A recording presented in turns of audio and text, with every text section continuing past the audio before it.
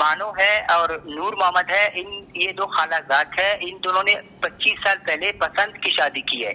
जब उसके शोहर को कॉल आई थी, उसके शोहर ने कॉल किया बानो को कि आप तैयार हो जाओ, आपको लेने के लिए आ रहे हैं इलाके के लोग। ये बानो के बच्चों ने मुझे कहा कि अम्मी को, सिर्फ अब्बू ने ये कहा, अम्मी खुद को नहा धो के तैयार करके नए कपड़े पहन के अपना यासीन शरीफ उठा के हमसे रुखसत किया। फिर मैंने कहा उसने कोई आंसू बहाया? नहीं। उन्होंने कहा सिर्फ अकबख्शी किया, ये कहा कि अपने अब्बू का ख्याल रखना, अपने अब्बू को अकेले मत छोड़ना। इंटरेस्टिंग चीज ये जो वीडियो दुनिया में वायरल हुई है वो बानो के बच्चों ने अभी तक नहीं देखी है। तो वहां से बानो रुखसत होकर निकलती है। फिर उसके बच्चों से मैंने ये सवाल किया कि आप लोगों को फिर कैसे पता चला कि हमारी अम्मी को मार दिया गया है? तो बच्चों ने कहा उस टाइम हम समझ गए शायद इलाके में कोई खुशी हुई है, लेकिन अम्मी को पता था, अम्मी हमें नहीं बता रही थी। बहुत दिलेरी से हंसता हुआ घर से निकल गए। तो इलाके के लोग गेट पे आ गया, उन्होंने बानो के लिए जब जैसे ही आ गया, अब्बू घर में नहीं था, तो बानो को कहा चलो आपकी अम्मी बीमार है। बानो ने उन्हें कहा नहीं अम्मी बीमार नहीं है, मुझे पता है आप लोग मुझे किधर लेके जा रहे हो, मैं पहले से तैयार हूँ। तो बानो ऐसी खुशी घर से निकलती है बच्चों से रुखसत करके। जब यहाँ पे पहुंचता है तकरीबन दोपहर के टाइम डगारी में ये बानो पहुंचती है, तो फिर घर के पीछे एक बहुत बड़ा पहाड़ है, उधर इनको लेकर जाती है। और वो जो सफेद गाड़ी पिकअप वहां पे खड़ी है, उस पिकअप में एहसान बैठा हुआ है। एक बंदा एहसान को कहता है वो देखो आप उसको एक गाली देके कि आपसे पहले आपकी ख्वाहिश पे, आपकी जिद पे पहले बानो को, खातून को मार रहे हैं। तो फिर वो बिस्मिल्लाहिर्रहमानिर्रहीम। अस्सलाम वालेकुम नाज़रीन, आप तमाम अहबाब को खुशामदीद कहते हैं इस चैनल पर। नाज़रीन, बलूचिस्तान में पेश आने वाला अफसोसनाक वाक़या जिसमें बानो नामी खातून को 18 अफराद की जानिब से, 18 से 20 अफराद की जानिब से अंधाधुंध फायरिंग करके हलाक कर दिया जाता है। इस वायरल वीडियो के बाद लोगों ने इस केस के हवाले से बहुत से झूठ बांधे, जिसमें शीतल वाली कहानी सर फहरिस्त थी। और शीतल वाली कहानी तो आवाम के जहनों में ऐसे घर कर चुकी थी कि लोग असल कहानी को भी मानने के लिए तैयार नहीं थे। हमने इस हवाले से जो हमें वहाँ पे मुकामी ज़राए ने जो चीज़ें पहुँचाई वो हमने आपके सामने रखा और कोशिश की कि हम हक़ाइक़ पर रह कर जो है ख़बर आप तक पहुँचाएँ। आज हमने बलूचिस्तान में मौजूद हमारे एक भाई हैं जो वहाँ पे एक्टिविस्ट के तौर पे भी काम कर रहे हैं, सहाफ़ी भी हैं, और इनका नाम नियाज़ बलोच है। ये वो सहाफ़ी हैं जो सबसे पहले बानो बीबी के घर गए, बानो बीबी के बच्चों से मुलाकात की, बानो बीबी की सास से मुलाकात की, बानो बीबी की बहन और फुप्पो से मुलाकात की। और जो हक़ाइक़ इनके पास हैं, एक तो वो हकीकत पर मबनी है। और मैंने जब इनसे बात की तो मुझे पता लगा कि पूरे सोशल मीडिया पे, पूरे पाकिस्तान में इस वक्त जो इस वायरल वीडियो के हवाले से चीज़ें चल रही हैं वो हकीकत पर मबनी नहीं है। हकीकत है क्या मामलात हैं, आइए नियाज़ बलोच से तमाम तफसीलात जानते हैं। और ये वो तफसीलात हैं जो इन्होंने ग्राउंड में रह के, उनके घर जाके, उनके अजीज़ों से मिलने के बाद इकट्ठी की है। तो ये तमाम तर तफसीलात आपके तक पहुँचाते हैं और इसके हक़ाइक़ की ज़िम्मेदारी नियाज़ बलोच खुद भी उठा रहे हैं। तो आइए नियाज़ बलोच से मुलाकात करते हैं, आइए नियाज़ बलोच से बातचीत करते हैं। जी अस्सलाम वालेकुम। वालेकुम अस्सलाम। नियाज़ भाई, आप खैरियत से हैं? अच्छा नियाज़ भाई, मुझे बताइएगा कि आप सबसे पहले बानो बीबी के घर पहुंचे, आपने उनके बच्चों के साथ इंटरव्यू किया, आपने उनकी सास का इंटरव्यू किया, आपने उनकी बहन का इंटरव्यू किया, लेकिन चूंकि वो ब्राहवी ज़ुबान में था तो बहुत ज़्यादा लोगों को समझ नहीं आ पा रहा था। और मैं ये चाह रहा हूँ कि आप मुझे ज़रा बताएं कि आप जब उनके घर पहुंचे तो आपने क्या चीज़ देखी, आपको उनकी फैमिली ने क्या बताया और असल हक़ाइक़ है क्या? मतलब कि बानो उस जगह पे इतनी पुरसकून कैसे खड़ी थी, वो अपनी मौत को इतना करीब देख के इतनी पुरसकून कैसे थी? तो हमें ज़रा हक़ाइक़ बताइएगा। जी सर, सबसे पहले आपका बहुत शुक्रिया और आपके चैनल का बहुत शुक्रिया। आप हक़ाइक़ जानने के लिए आपने लाहौर से रब्ता किया। मुझे तो अफसोस होता है हमारी मीडिया पे, मेन स्ट्रीम मीडिया पे, सोशल मीडिया से एक खबर उठाई और उसको गलत तरीके से पेश किया गया और मुसलसल 3-4 दिन तक इसको ट्रेंड बनाता रहा। हक़ाइक़ जानने के लिए क्वेटा के शहर से 80 किलोमीटर 100 किलोमीटर दूरी तक हमारा कोई भी जर्नलिस्ट नहीं गया। लेकिन असल में जो वीडियो है, जिस वीडियो में बानो बीबी को जिस तरह शहीद किया जाता है, वो वीडियो बहुत इमोशनल थी। वो किसी को भी, आप हो, मैं हूँ, जो कोई भी हो, किसी को भी बर्दाश्त नहीं हो सकता था। लेकिन जब ये वीडियो हमें शुरू में, मुझे खुद, हम लोकल साफी है यहाँ के, हमें खुद नहीं पता था, हम तक भी ये वीडियो पहुँच गया। असल में ये कहानी शुरू हुई थी 7 मंथ पहले और बानो एहसान को बड़ी ये बकर ईद जो गुजरी है 2 दिन पहले ईद से इनको मार दिया जाता है। अच्छा, मुझे न्याज मुझे थोड़ा सा बताइएगा कि इस कहानी का आगाज कैसे होता है, बानो बीबी एहसानुल्लाह आपस में राब्ते में कैसे आते हैं, क्या ये दोनों हमसाये थे, ये एक दूसरे के साथ भागे तो भागे कैसे, उस हवाले से थोड़ा तफसील बताइएगा। जी सर, बिल्कुल ये एक ऐसा एरिया है, ये नोगो एरिया है, वहाँ पे ये सातकजी कबीला और सोमालानी कबीला रहता है। ये क्वेटा सिटी से 100 किलोमीटर दूरी पर है। ये बिल्कुल एहसान एक दूसरे कस्बे में था, ये सातकजी कस्बा था। एहसान को यहाँ पे इन्होंने अपना रिहायशी मकान दिया था, अपना पर्सनल प्रॉपर्टी दिया था, क्योंकि एहसान खुद एक यतीम था, उसके भाई भी नहीं थे, उसका वालिद भी नहीं था। तो 6 महीने यहाँ पे रह के फिर 5 बच्चों की माँ को एहसान अपनी बीवी के साथ मिलकर उठा के ले जाता है दुबकी। फिर उसका ये प्लानिंग, फिर ये इसके जो इलाके वाले फिर इसके पीछे पड़ता है कि भाई एहसान अपने बीवी बच्चों के साथ शाट है और बानो भी नहीं है, क्योंकि ये असर सुरूख वाले लोग हैं। बानो की जो अपनी वालिद है वो सातकजी कबीले का बटेरा है। फिर सोमालानी कबीला भी बहुत पीछे पड़ता है, वो अफगानिस्तान तक सोमालानी कबीला पड़ा हुआ है। जब ये लोग रब्ता करते हैं तो इनको पता चलता है दोनों दुबकी में बैठे हुए हैं और ये दुबकी से अफगानिस्तान जाना चाहते हैं। अच्छा न्याज, मैं साथ साथ कुछ सवाल करना चाह रहा हूँ ताकि कहानी जो है वो क्लियर हो सके कि आपने ये बताया कि जो एहसानुल्लाह है ये किसी दूसरे कस्बे में रहा करता था और बानो बीबी किसी दूसरे कस्बे में रहा करते थे, और एहसानुल्लाह आपने बताया शादीशुदा भी है और उसके 4 बच्चे भी हैं। तो मुझे बताएं कि जब ये दोनों मुख्तलिफ कस्बों में रहा करते थे तो इनकी आपस में मुलाकात कैसे हुई, या एहसानुल्लाह बानो बीबी या नूर मोहम्मद के घर तक कैसे पहुंचा? एहसानुल्लाह एक गरीब बंदा था और ये बानो बीबी की जो शौहर है वो अच्छे लोग हैं, जमींदार लोग हैं, पैसे वाले लोग हैं, इनकी गाड़ी भी है। तो एज अ गरीब एहसानुल्लाह की जो इसके बानो की जो शौहर है, इन्होंने अपना घर बिल्कुल अपने साथ वाली मकान इसको दिया है। 6 महीना इधर रहा है और बाकायदा एक दूसरे के घर पे इन दोनों का आना जाना भी था, इस तरह से। ठीक है, तो ये मतलब कि आपने बताया कि एहसानुल्लाह जो है नूर मोहम्मद के घर के साथ इन्हीं का घर था, वहाँ पे मतलब कि एहसान करते हुए उन्होंने उसके लिए जो है उसको वो घर दिया और वो फिर इन्हीं की बीवी पे नजर रखने शुरू कर दिया। मैं ये तो नहीं कह सकता कि उसकी बीवी पे नजर रखना शुरू कर दिया, क्योंकि ये जो बानो है और नूर मोहम्मद है, ये 2 खालाजाद है। इन दोनों ने 25 साल पहले पसंद की शादी की है। अच्छा, ये बात है कि एक एहसान के खुद 4 बच्चे हैं, वो शादीशुदा है, और बानो खुद शादीशुदा है, उसकी 5 बच्चे हैं। लेकिन ये जो जिस तरह ये चला गया है, क्योंकि नूर मोहम्मद ने बानो बीबी को तलाक भी नहीं दिया था। अच्छा आपने बताया कि नूर मोहम्मद और बानो बीबी की मोहब्बत की शादी हुई थी ऐसे 20-25 साल पहले। जी बिल्कुल, इन्होंने मोहब्बत की शादी की थी, पसंद की शादी की थी, और यही मोहब्बत की वजह से बानो से ये स्टेप उठाने के बाद भी बानो को उसके शौहर ने माफ किया था और उसको दोबारा अपनाया था। और बानो को अपनाने की वजह से बानो के शौहर को, बानो के बच्चों को इलाका मकीनों ने बाद में निकाल दिया था जब बानो वापस आई थी। अच्छा मुझे ये बात बताएं कि बानो को क्या एहसानुल्लाह खुद लेके गया था, क्योंकि आपने जो मुझे तफसील बताई थी वो इससे मुख्तलिफ थी। जी एहसानुल्लाह, मतलब इनकी शायद कोई बातचीत हुई है, लेकिन यहाँ से एहसानुल्लाह, जहाँ तक मुझे उसकी फुप्पी ने कहा कि एहसानुल्लाह पहले से क्वेटा शहर में बैठा हुआ था और यहाँ से बानो को एहसानुल्लाह की बीवी इलाके की लोकल बस में उस दिन लेकर गई थी। तो उस दिन ये शाट हो गई। फिर हमने इनको ढूंढना शुरू किया तो ये हमें दुबकी में मिल गए। ठीक है, जब वापस आए तो फिर क्या मामला हुआ? जब ये वापस आए तो जाहिर सी बात है 2 कबाइल थे, दोनों बैठ गए। तो ये इलाके के लोगों ने तो कहा, एहसान इसको बानो की भाई ने कहा था कि मैं बानो को अब नहीं अपना सकता। फिर टक्करी को कहा था, टक्करी ने कहा था मैं भी नहीं अपना सकता। सरदार ने कहा था मैं भी नहीं अपना सकता। तो बानो की शौहर ने कहा था मैं अपनी बीवी को अपनाऊंगा, अपनी बच्चों के खातिर, अपने बच्चों को यतीम मैं नहीं कर सकता। तो इसी चीज का उसको सजा दिया गया, उसको इलाके से निकाल दिया गया और एहसान को भी इलाके से बीवी बच्चों के साथ बंद कर दिया गया।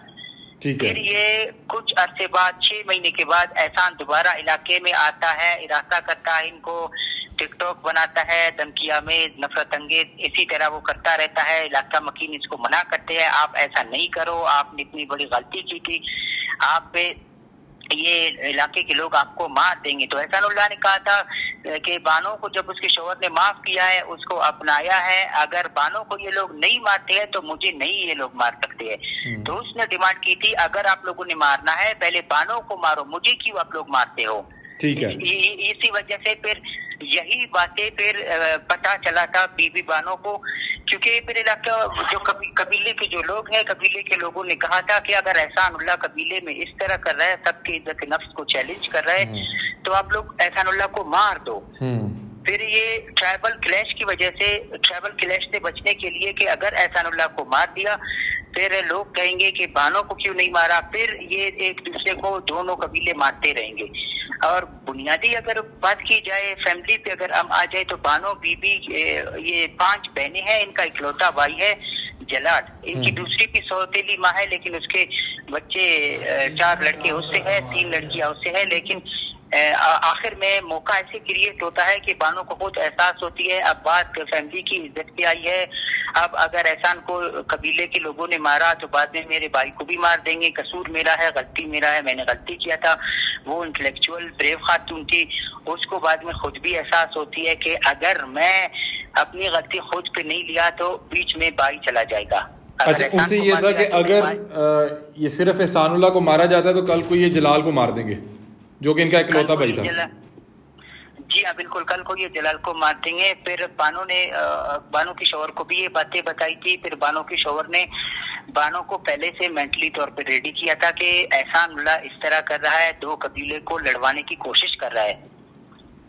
तो ये जब फिर ईद के टाइम एहसानुल्लाह जाता है ईद की शॉपिंग के लिए, रास्ते में ये बिल्कुल बानो बीबी के वालिद के घर के सामने से जाके बाइक पे गुजरती है, सबकी देखे फिर ये गाड़ी में इसके पीछे पड़ते हैं। तो रास्ते में ये फिर इसके साथ एक पिस्टल होती है, ये फायर करती है, इनके गाड़ी के बानट पे भी लगते हैं। फिर वो मोटरसाइकिल से उतर के जाके अपने सोमालिनी कबीले के रोड के साथ में बिल्कुल एक घर में पनाह लेता है। फिर ये उसके घर पे रेड कर देता है।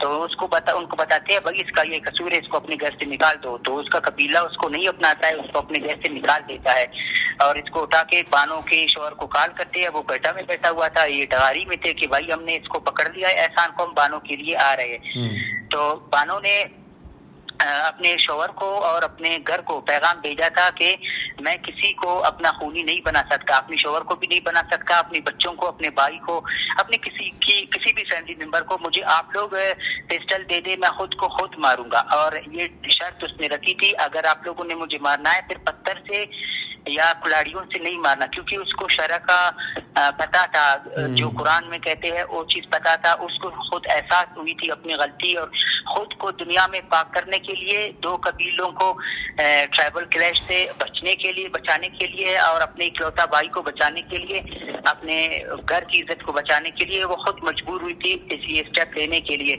जब उसके शौहर को कॉल आई थी, उसके शौहर ने कॉल किया बानो को कि आप तैयार हो जाओ, आपको लेने के लिए आ रहे हैं इलाके के लोग। ये बानो के बच्चों ने मुझे कहा कि अम्मी को, सिर्फ अब्बू ने ये कहा, अम्मी खुद को नहा धो के तैयार करके नए कपड़े पहन के अपना यासीन शरीफ उठा के आम से रुखसत किया।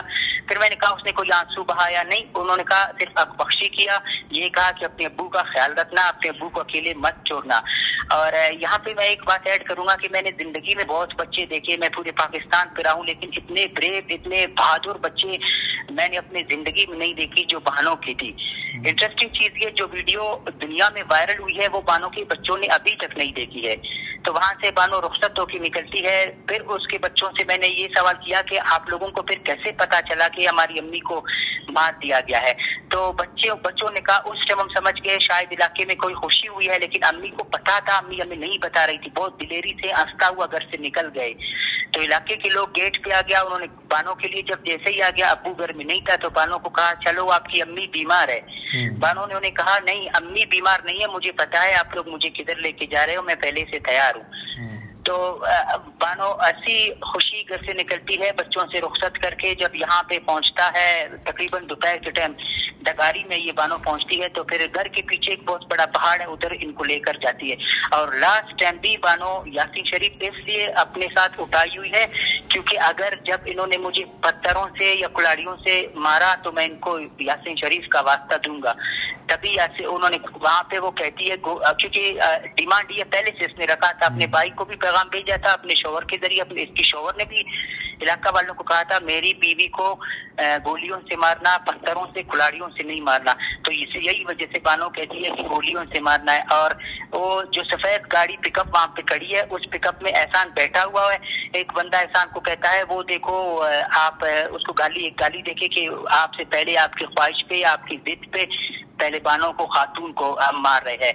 तो फिर वो वीडियो में जो मंजर है वो हमने देखा है, पूरी दुनिया ने देखा है, आपने देखा है किस तरह बानो को मारती है। वो मारने का तरीका बिल्कुल गलत था। मैं एक दफा नहीं 1000 दफा कहता हूँ, अगर इस्लाम में भी है, हाँ अगर आपने मारना था कोई और तरीके से भी मार सकते थे, आप वीडियो नहीं बना सकते थे। और वीडियो जिसने बनाई उसने बाद में तकरीबन 2 महीने बाद वायरल भी किया। वो फिर एक अलग किस्सा है, लेकिन नाम तक इनका चेंज कर दिया गया इस तरह। अच्छा मुझे बताएं कि जो जब आप इनके घर पहुंचे तो आपने इनके बच्चों का, मैं आईडी कार्ड देख रहा था, वो क्या मकसद था उसकी आईडी कार्ड और बच्चों के आईडी कार्ड दिखाने का बेफाम? बच्चों की सर आईडी कार्ड और बेफॉर्म, जब आपको पता है कोई भी साफी खुद कोशिश करता है कि मैं मौजू कभी भी नहीं बनूं, मैं कभी भी इशू नहीं बनूं, क्योंकि जब यहाँ पे वीडियो ऐसा था, आप बानो की अम्मी मजबूर होकर कुरान हाथ में उठाकर वीडियो पैगाम जारी कर दिया, तब भी लोगों ने भरोसा नहीं किया। देखिए हमारी ज़हनियत आजकल ऐसी बन गई है, कुरान देख कर भी हम भरोसा नहीं करते हैं। तो मुझे ये अंदाजा था कि ये वीडियो इतनी वायरल हो गई है, पूरी इंटरनेशनल लेवल पर चला गया है, ऐसे लोग फिर ये मानेंगे नहीं। अभी भी लोग बोल रहे हैं ये बानो के बच्चे नहीं है, वो इतने मजबूर हो गए थे, उनके घर में कोई मर्द नहीं था, सारे भागे हुए थे। वो बहुत नोबो एरिया है, उनके इलाके के बंदों ने वहां से, क्योंकि मैं यहाँ का लोकल साफी हूँ, मुझे सब जानते हैं, मुझसे राब्ता करते हैं, मेरे घर से क्वेटा से आके मुझे उठाकर ले गया। एक दिन बाद मुझे वापस लेकर आया। मैंने उनकी बच्चों को कहा मैं आप लोगों को अपने वीडियो में नहीं बिठाऊंगा, आप लोगों के फेस में नहीं दिखाऊंगा। उसकी बहन को कहा, उसकी पुप्पी को कहा, उन्होंने कहा नहीं हमारे फेस भी दिखाओ। उन्होंने खुद बेफाम भी लाए, उन्होंने शिनाख्ती कार्ड भी लाए, ये उन्होंने खुद, उनकी ख्वाहिश थी, वो ऐसे मजबूर हो गए थे। हमारी कौम ने पूरे खानदान को खुदकुशी करने पे मजबूर किया था। ठीक है, और अभी जलाल और नूर मोहम्मद वो कहाँ पे हैं? क्योंकि उनकी गिरफ्तारी बताया जा रहा है कि करने की कोशिश की जा रही है, कार्रवाइयां की जा रही हैं। वो इलाका मकीनों के कहने के मुताबिक इलाके में जितने भी रिश्तेदार आसपास करीबी थे, जो इसका बानो की जो शोहर है या जलाल है, वो जाहिर सी बात है दिन में 3-3, 4-4 चापे आ रहे हैं इनके घर पे, और ये उधर नहीं है। और पहाड़ी इलाका है, घर के बिल्कुल ऊपर बड़े बड़े पहाड़ होते हैं, वो पहाड़ियों में जाके छुपा हुआ है या कहीं और जाके छुपा हुआ है। मतलब वो चापे से फिलहाल बचना चाहते हैं ताकि मामला ठंडा हो जाए। और चापे में इसकी पुप्पी, इसकी बहन, ये बहुत इसकी बच्चे शिकायत दे रही थी कि चापे वाले जब आ रहे हैं, हम भी इस मुल्क के शहरी है, हमारे घर की और भी इज्जत है, हमारी बच्ची बानो भी चली गई। जिस तरह दर्दनाक अंदाज में उसको मारने की कोई खुशी में नहीं था, उसके 5 बच्चों को कोई यतीम नहीं बनाना चाहता था। अब जब ये चापे आते हैं, हमारे 17 साल की बच्चियों को मच्छरदानियों से पैरों में पकड़ के सीट के बाहर निकालते हैं, हमारे घर पहले आंसू गैस बाहर से फेंकते हैं, दहशत फैलाते हैं और घर में उतर के इस तरह बदमाशी करते हैं। बेशक वो आए प्यार से, अम्मी जान, बेटी, बेटा, वो इस तरह भी कर सकते हैं। ये कौन सी इंसाफ है ये जो हमारे साथ कर रहे हैं? नियाज मुझे ये बताइएगा कि बानो के कत्ल के बाद उसकी तदफीन क्या इसके अपने अजीज़ो अकारब ने की है? जी सर। बानो को कत्ल करने के बाद उसकी जो मैयत थी, उसको जो गुस्ल दिया या उसको कफन दिया, ये इसके अपने अजीज़ो अकारब ने, इसकी अपनी फैमिली ने किया? जी हाँ, बिल्कुल। बानो की अजीजों ने बिल्कुल बानो के घर के साथ, बानो के वालिद के घर के साथ में बानो को दफनाया है और अजीजों ने उसी टाइम दफनाया है। और जो एहसान है, एहसान को बाद में उसके जो कबीले के लोग हैं, वो कुछ बंदे आए हैं जहाँ पे इनको मारा गया है, एहसान को उसी जगह पे दफनाया गया है और बानो को लेकर आया है, उसके वालिद के घर के बिल्कुल साथ में दफनाया गया है। और बानो की जो वालिद है वो आज से 4 साल पहले फौत हुआ है। और बानो की जो ससुर है, वो बानो जब एहसान के साथ जाती है, बानो की ससुर इस हादसे को, इस सदमे को बर्दाश्त नहीं करती है, उसको 14 दिन बाद हार्ट अटैक आता है, वो भी फौत हो जाता है। ठीक है। अच्छा, एक चीज़ नाज़रीन, मैं कुछ चीज़ें आपको क्लियर कर दूं क्योंकि मेरी नियाज से पहले भी बात हुई थी। ये बता रहे थे कि बानो जब भागी थी एहसानुल्लाह के साथ, तो ये काफ़ी अरसा एक दूसरे के साथ दुखी के मुकाम पे रहे।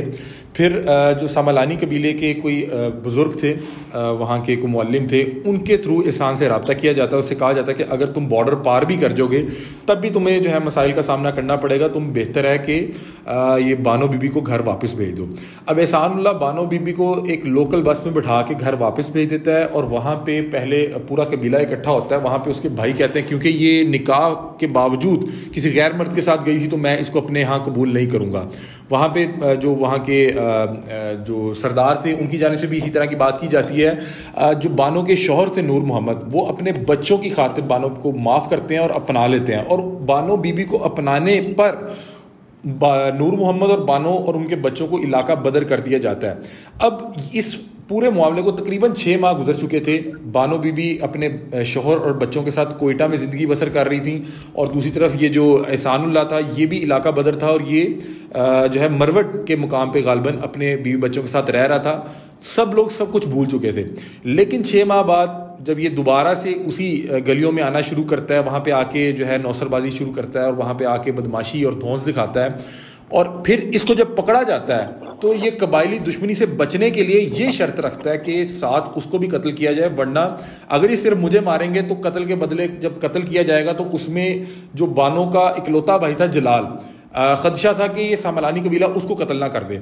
अब जो ये नियाज बता रहे हैं कि इस वाक़े के 6 माह गुजरने के बाद जब ये एहसानुल्लाह इस तरह की हरकत कर रहा था तो सातकज़ई कबीला इसको पकड़ता है।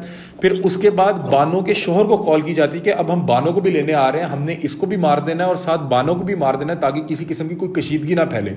बता रहे हैं कि बानो बीबी इस हवाले से अवेयर थी कि उन्हें कत्ल करने के लिए ले जाया जा रहा है, और वो इसलिए तैयार थी कि एक तो उनकी वजह से जिस शख्स को कत्ल किया जा रहा है उसके बायस 2 कबीले लड़ना पड़े, उनके भाई को कत्ल ना कर दिया जाए या उनके शोहर को कत्ल ना कर दिया जाए। और उनमें कहीं ना कहीं ये बता रहे हैं नियाज कि एहसास से जुर्म भी मौजूद था कि मेरे से गलती हुई है, और इस वजह से वो ज़हनी तौर पे बिल्कुल तैयार थी।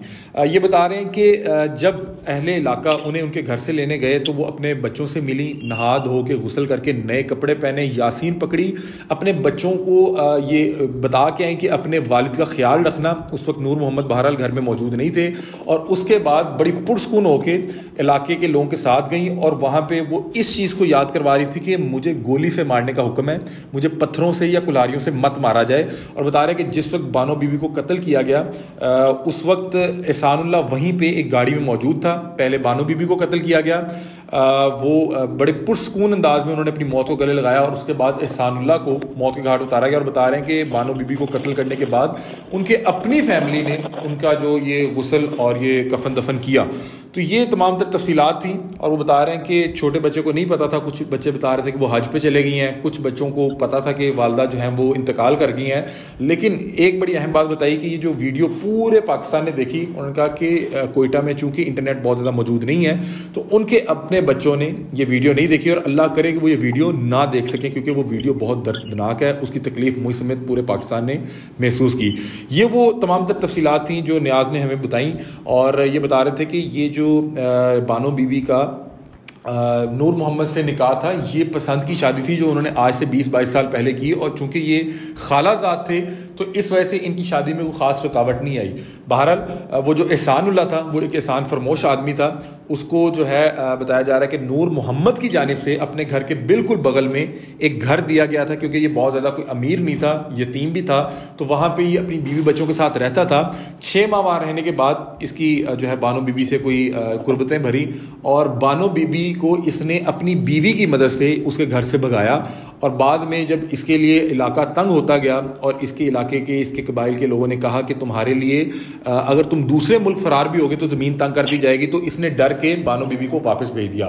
बानो बीबी जो इसके साथ बहरहाल घर छोड़ के भागी तो थी, लेकिन उनमें एहसास नदामत ज़रूर मौजूद थी, और उसी एहसास जुर्म में उन्होंने बहरहाल इस गैर कानूनी फ़ैसले को भी जो है वो पुरसकून अंदाज में कबूल किया। बड़ा ही अफसोसनाक है, लेकिन क्या करें कि इस मुआशरे की हकीकत है। कबायली सिस्टम और जिरगा सिस्टम यहाँ पे मौजूद है, यहाँ पे इस तरह के गैर कानूनी फैसले कर दिए जाते हैं और वो ना चाहते हुए भी बहरहाल मानने पड़ते हैं। नियाज़ लोग बहुत शुक्रिया, आपने तमाम तफसीलात से आगाह किया। हम कोशिश करेंगे कि अगर कल वीडियो लिंक के थ्रू भी आपसे जो है रब्ता किया जा सके तो आपसे तमाम तरह हक़ाइक़ जो है वीडियो लिंक पे भी जानने की कोशिश करेंगे।